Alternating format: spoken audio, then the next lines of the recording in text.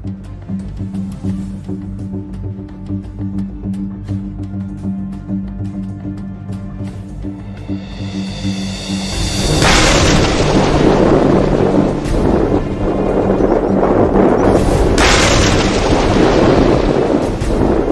ही में यमन के हूती ने एक बहुत बड़ा युद्धाभ्यास किया था। हूती की इस मिलिट्री ड्रिल में उसकी सारी फोर्सेस जैसे नौसेना, तटरक्षक, ड्रोन फोर्स और मिसाइल फोर्स ने हिस्सा लिया था। इस दौरान हूती ने काल्पनिक रूप से अमेरिका, इजराइल और ब्रिटेन से युद्ध की स्थिति में कैसे जवाबी हमला किया जाए इसका युद्धाभ्यास किया था। लेकिन हैरान करने वाली बात यह है कि इस युद्धाभ्यास में हूती ने अपने कई ऐसे हथियारों की नुमाइश की थी जिसका इस्तेमाल उसने अभी तक नहीं किया।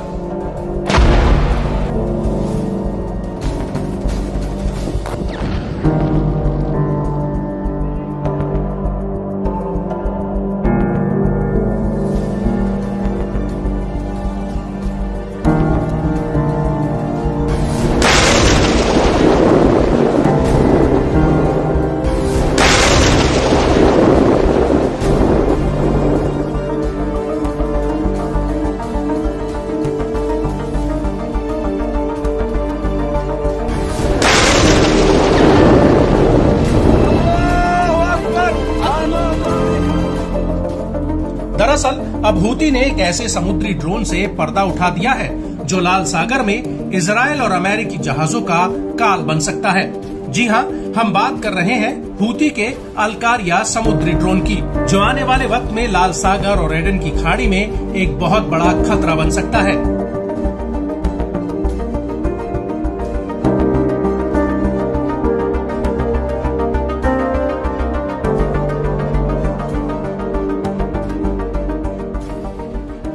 हूती का कहना है कि उसे आने वाले वक्त में समुद्री फ्रंट पर एक बड़ा खतरा हो सकता है, जिससे निपटने के लिए ये ड्रोन उसकी मदद करेगा।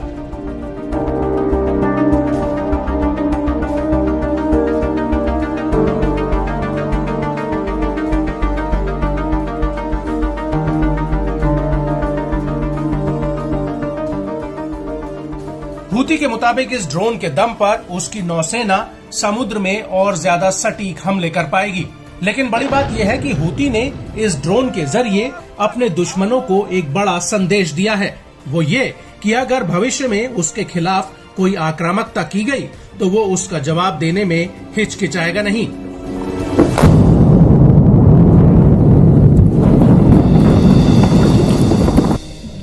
लेकिन इस सब के बीच बड़ा सवाल ये है कि आखिर अचानक से हूती के पास इस तरह के मॉडर्न हथियार बनाने की टेक्नोलॉजी कहां से आई। तो आपको बता दें कि पिछले महीने ही हूती ने अमेरिकी नौसेना का एक समुद्री ड्रोन रेमस 600 को यमन के तट पर पकड़ा था और कई रिपोर्ट्स में ये दावा किया गया है कि अमेरिका के इस समुद्री ड्रोन का अध्ययन हूती के मिलिट्री एक्सपर्ट्स और इंजीनियर्स ने किया था। और ऐसा माना जा रहा है कि इसके बाद ही हूती ने अपना नया समुद्री ड्रोन अलकारिया बना दिया।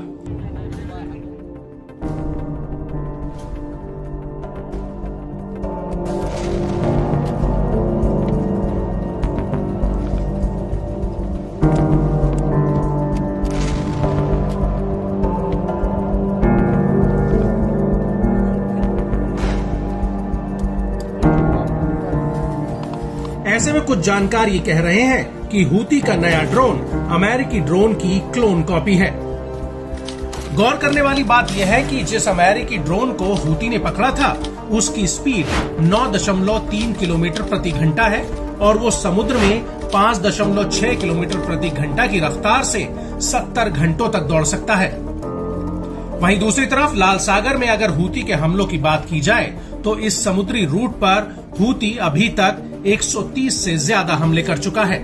हूती के ज्यादातर हमले मालवाहक जहाजों, इजराइल और अमेरिका के युद्धपोतों और माल ढुलाई करने वाले जहाजों पर हुए हैं।